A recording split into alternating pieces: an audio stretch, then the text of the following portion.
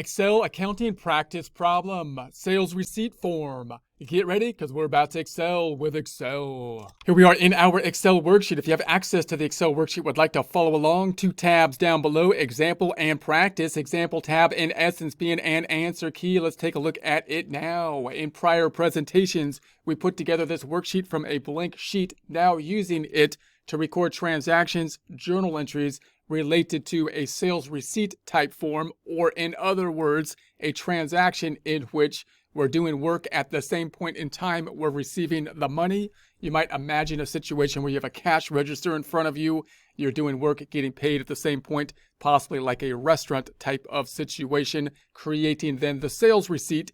If you were to take a look at QuickBooks with regards to, or accounting software, this type of transaction, then you can imagine that the sales receipt will basically be populated in such a way that the data input should be easy to do, so you can calculate the payment that needs to be made for the sales receipt. It's going to look a lot like an invoice, similar kind of process, except for the fact that an invoice represents us doing work and then billing the client, whereas the sales receipt represents us getting paid at the point in time that the work is done.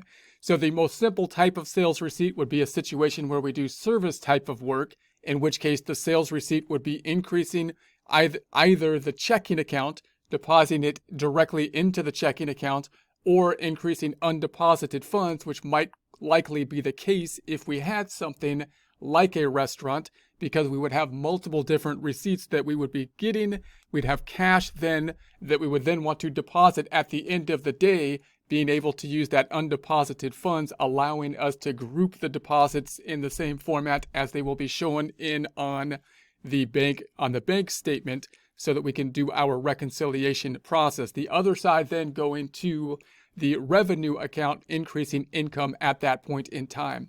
Gets a little bit more confusing if we have inventory, as we saw in a similar fashion as with the invoice, because inventory means that we need to track the inventory as well as the dollar amounts, and it means that we're going to need to have sales tax, possibly or more likely are going to if you're in the United States. So this is going to be driven by the items down below in terms of a sales receipt, items being something that we need to set up beforehand to help us determine what the price will be, making the data input as easy as possible on the person that's entering the data into the system. And if there's inventory involved, then you'll also have the cost of the inventory so that you could track the subsidiary ledger related to the inventory. So this transaction, for example, would be increasing because it's a sales receipt. The checking account, if it's going directly into the checking account, or you might put it into undeposited funds, cash in other words, would be going up in one way or another. That would be for the full amount. If there were sales tax involved, that would include the sales tax amount for the $1,067.88. The other side then is going to go to the revenue account, but it's not going to include the $50.38 of the sales tax in this case. Why, in other words, don't we put it on the books as revenue of $1,067.88 in this case, and then record the sales tax as an expense, decreasing it? Because the sales tax in theory isn't tax on us. We're just being used as the collection agency for the government.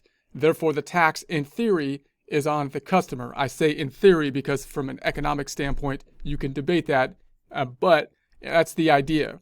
So that means that we don't want the $50.38 to be increasing sales or hitting the income statement at all. We're just collecting it on the government's behalf. Therefore, that $50.38 is going to be increasing a liability account, sales tax payable or something like that, which we will then pay at some future point.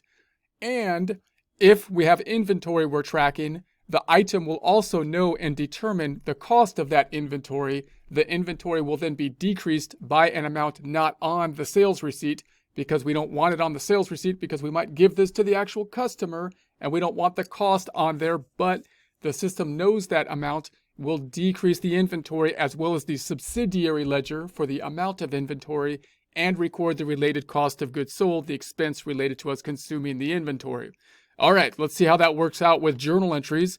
And we'll do 2 types of journal entries up top. We'll do one that's going to have a service item, and then we'll do the second one with the inventory, which will be a bit more complicated. Go into the second tab on over. So first one, we're going to say this happens on 6/15, and let's just say that we did work and we get paid at the same point in time. You can imagine a cash register type of situation, but it's service work, doesn't include inventory. So we're going to say, all right, let's deposit this one directly into the checking account this time, which would be appropriate in the event that we don't have this grouping problem, in that this amount is going to be seen on the bank statement as well. So the amount that we're receiving is the amount of the deposit we expect to be on the bank statement, as opposed to us needing to group the deposits together in some special way, so that they are in the same grouping as will be shown on the bank statement. So we're going to imagine this at 1,200. We're going to credit then the same amount. The other side is going straight to the sales or revenue account at the point in time we make the sales receipt. There it is, fairly straightforward. We're going to go to the alignment and indent the credit. Posting this out goes directly into the checking account here in H4 equals that 1,200, bringing the 100,000 up by the 1,200 to 101,200 directly into the checking account. Then the sales account here, credit balance account, going down to the sales item down below. We are in cell H15 equals, we're going to scroll on over to that 1,200, increase in the sales on the credit direction. This is an increase in sales, 200,000 plus the credit of 1,200 to 201,200. Net income then, of course, increasing. This is a credit, not a negative or not a loss. In other words, 24,710 plus the 1,200 going up to 25,910. Now let's post this to the general ledger. The first account, checking account, straightforward. That's the first item on the right-hand side. So let's go on over here. We are on the date of 6/15. We're going to post this in L5. So I'll just say equals, scrolling on over to that 1,200, increase in the balance 100,000 by 1,200 to the 101,200. Note that this checking account, this is another way that we have, in essence, an increase, kind of like a deposit, without using a deposit form. And we went over the deposits last time. We didn't look at this particular form, which is also could possibly be a form that increases the checking account, because we had too much to do really without it. But this is another thing that you might see when you look at the transaction detail as, in essence, an increase to the checking account without it being a deposit form, because we use this form to go directly into the checking account. So then the other side is going to go to sales. That's going to be our first income statement account. The GL is in the same order as the TB trial balance. We got the assets in green, liabilities in orange, dark blue equity, the sales over here in AI5. We're on 6/15. Now we are in AJ5. AJ5 equals, holding left arrow down till we hit the wall. Boom, hitting the wall. And then we're going to be getting that 1,200. Taking it from 200,000 up by 1,200 to 201,200. That 201,200 also then, of course, being on the trial balance, back in balance with regards to the general ledger.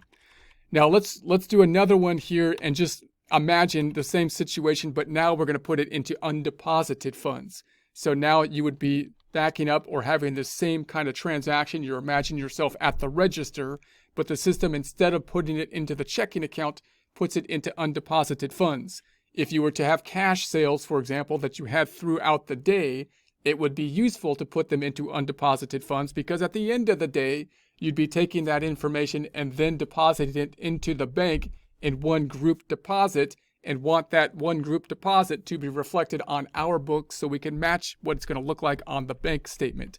So in practice, you might see it this way. This is something often not seen when you do normal kind of accounting in a school setting, because they don't typically break out the different kinds of cash and think about what you need to do to make that deposit happen. It's usually just called cash. So we're going to say, all right, we're going to say, let's make this on 6/30. And this, we're just going to do the same thing, but now we're going to say it's going to go into undeposited funds. The other side then going to the sales line item. And let's make it 900 for this one, just to make it different.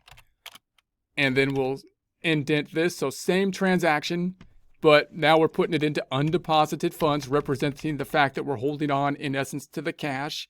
So in H5, we're going to say equals, point to that 900. The other side going to sales. So something's in sales down here, double clicking on it, going to the end of it. Plus, we're going to pick up that 900. So now we've got the two items going to sales for this time period, bringing it up to the 202,100. Let's look at the detail in the general ledger. First, looking up that undeposited funds. Second account to the right, undeposited funds on 7, what did we say, 630? 630. This went up, equals on over to the left to the wall, $900. Increasing. This is a temporary, not only a temporary account, this is like a clearing account that we expect to go down immediately after. And so 900 out of balance on the trial balance. We're matching out to what's on the trial balance. 900 out of balance on the general ledger, I should say. Sales then, second half. Sales is way down here again. In order on the GL, assets, then liabilities, then equity, then sales. So in AI6, we have 630. We are now in AJ6 equals left arrow till we hit the wall. Boom. And then we got that 900 increase in D6. So we got the 200,000 went up by 1,200 to 2,012, up by 900 to 202,100. Notice sales always goes up until we close it out in the closing process generally speaking. And then next, so that's gonna be the two ways that we can do it. Now next, we'll do the same thing, same kind of sales item down here, sales receipt, but now with inventory. With inventory, if the data input is done properly, the transaction is quite easy to set up because the items are doing the work. But the journal entry behind it is actually a little bit more complex. So let's take a look at it now. We'll break it out into two halves. We'll say, okay, one, I know the checking account is going to go up. This time I'm going to put it into the checking account again instead of into undeposited funds. So checking account, let's put just checking account goes up. The other side is we're going to have sales tax. So I'm just going to say I know sales tax is going to be an issue. And then there's the sales price. And the sales price is going to be going to the sales amount. So first, let's think about the sales price. To think about the sales price, I might use my cost to kind of figure it out. So if I went to my subledger, I'm going to go all the way to the right to the inventory kind of subledger that we have. Here's the two items that we have here. And we're going to say that the cost is, we got 50 units. We're going to sell this unit A at the unit cost is 50, and we're going to assume here that we're going to sell, let's say we're going to sell 20 of them. So I'm going to say that there's a markup of 80%. So what I'm going to do is I'm going to say, okay, let's go all the way to the right. We're going to say the sales, I'm going to put it negative. Now I'm going to say negative because it's going to be a credit, and I'm going to take 20 times, let's actually say we sold 40 of them times 50. So we're going to sell 40 times 50. That means the cost is going to be the 200,000. But let's assume that the cost is going to be 80% of the sales price. So what I'm going to do is take that, then I'm going to take that whole thing and divide it by 0.8. And that's going to give us our 2,500, just to give us an example to differentiate the cost and the sales price. So in other words, if I took the sales price 2,500 times 0.8, we get the cost of the 2,000, just to give us an idea of the difference. Remember that when you're looking at the subsidiary ledger, you're looking at the cost because you're tracking what we purchased the inventory for over here, and the sales price is going to be something above that, which you'd have to figure out whatever your markup or however your theory is to figure out what the sales price is and apply that to it. Once we know what the sales price is, which would be driven on the actual sales receipt by the invoice, then we can figure out the sales tax that would be applied to it.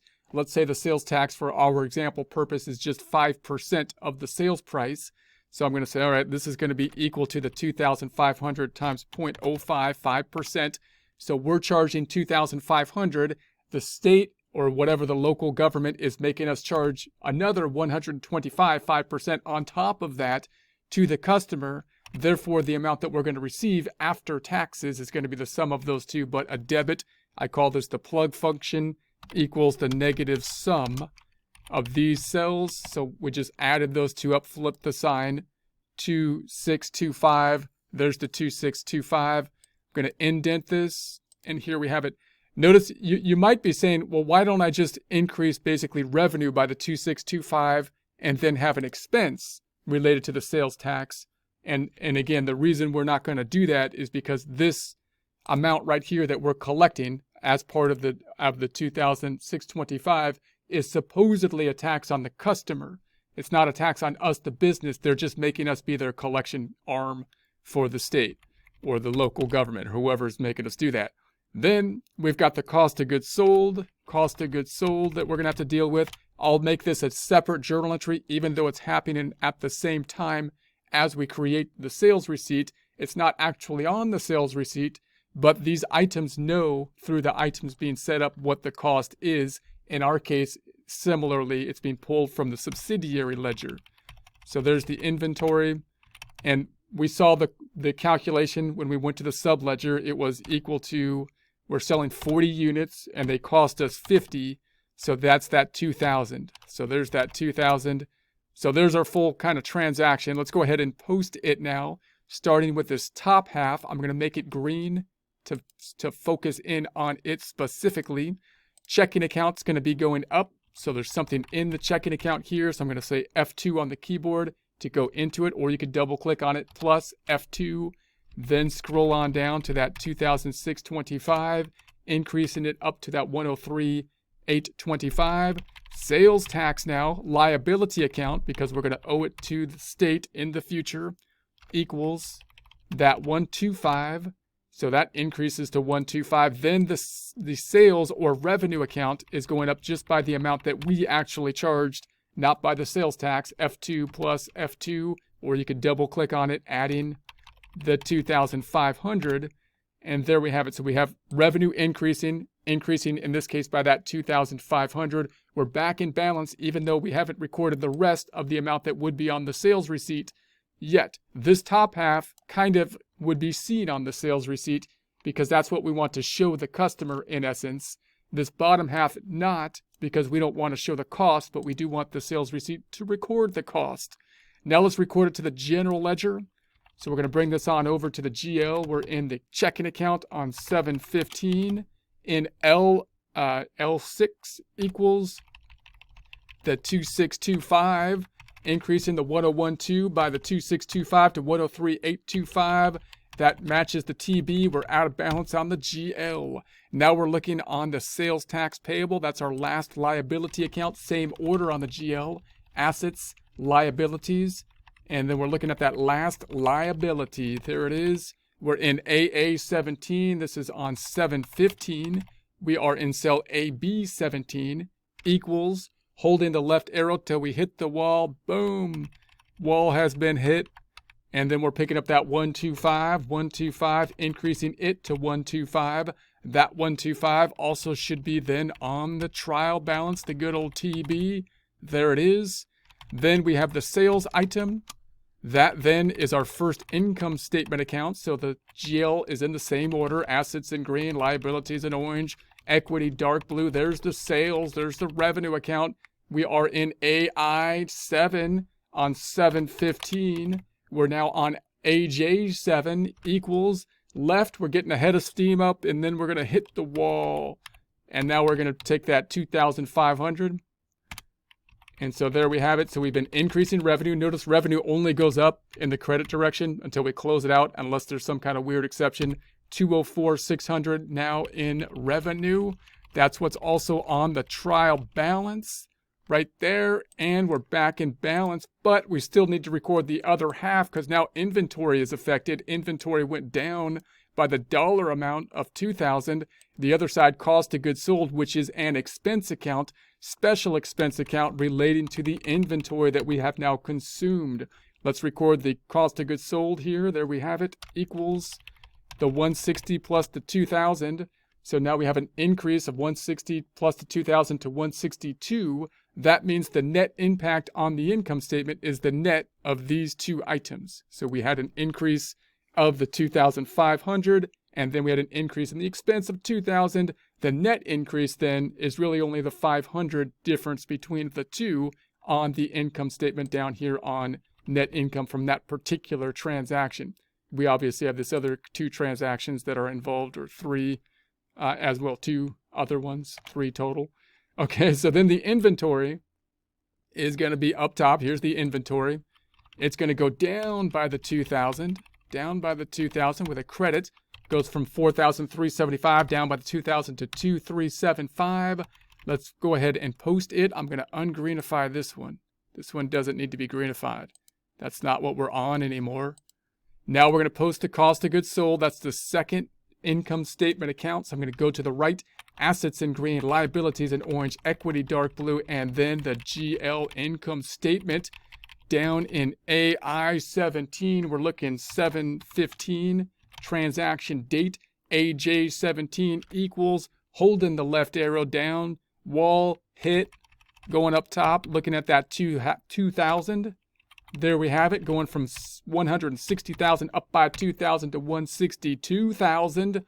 That 162,000 also on the TB, the GL off by 2,000 till we record the inventory, which is the middle or fourth asset account. Looking over here, there it is, right in S5 on 7/15. We're in T5 now, equals left to the wall, down to the last transaction. We're looking 2,000 decrease with the credit, 4,375 down 2,000 to 2,375. GL back in balance, trial balance in balance. The inventory account matching the GL account on the TB, GL 2375. But we also have the subsidiary ledger, because I need to know the quantity of inventory as well. It's not enough just to know the dollar amount. Which inventory units did we sell? Can I count those inventory units? Can I recalculate this? For that, let's go to the subsidiary ledger, which in the software might be called something like a inventory summary report or something like that. Looks a little bit different than the other sub-ledgers, but we got the item 1, inventory item we're selling inventory item 2. Then we're going to say that on this date, we said on 7/15,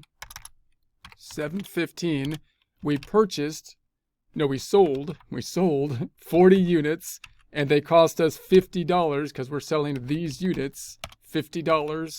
That's where we came up with the 40 times 50, or 2,000 of the cost.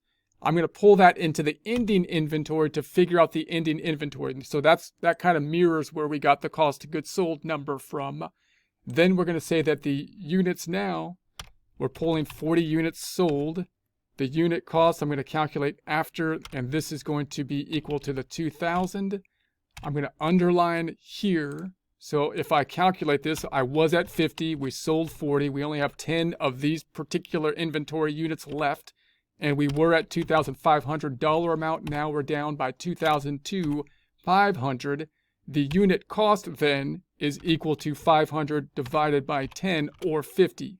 Now you might be saying, why in the world didn't I just, and I could put the 50 here as well and calculate. This would be 40 times 50. Why didn't I just bring down the 50 here?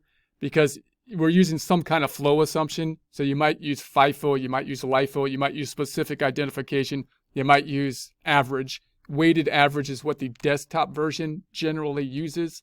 So in other words, if this first unit, if there were different costs of the unit, we'd have to figure out what the average cost would be at the end of the day. It's the same right now because we happen to have the same cost throughout. We haven't had a change in the cost.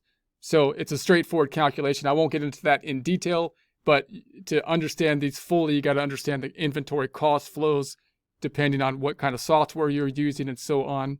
And as you get more complex in terms of inventory, those kind of questions can get more complex. But in essence, what we're looking at is the fact that we want a subledger that's going to give us the total units, adjusting the units to the proper number of units that we currently have on hand, which is 10 at this point in time, and give us the dollar amount that we can tie out to, which is going to be the 500 of these first inventory types and the 1,875 of the second inventory types.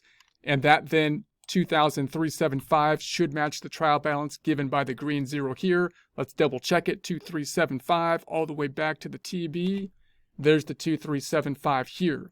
Now, once you have this kind of setup, then of course we can look at this and create the balance sheet.